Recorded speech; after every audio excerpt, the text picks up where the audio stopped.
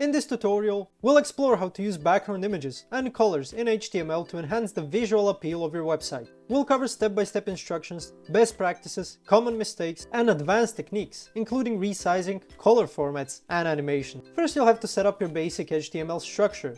Here, we're linking the CSS in an external sheet. The background color property in CSS allows you to set the background color of the entire page or of specific elements. You can use simple colors, or use RGB or HSL formats. Now let's talk about adding background images.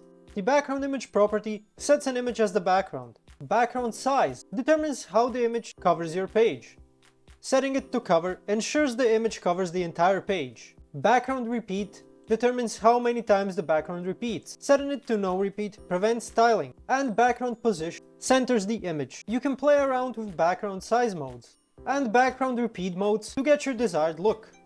Now let's talk about mix blend mode. This property allows you to blend the background color and image for creative effects, like making this logo semi-transparent. Now here are some tips and best practices.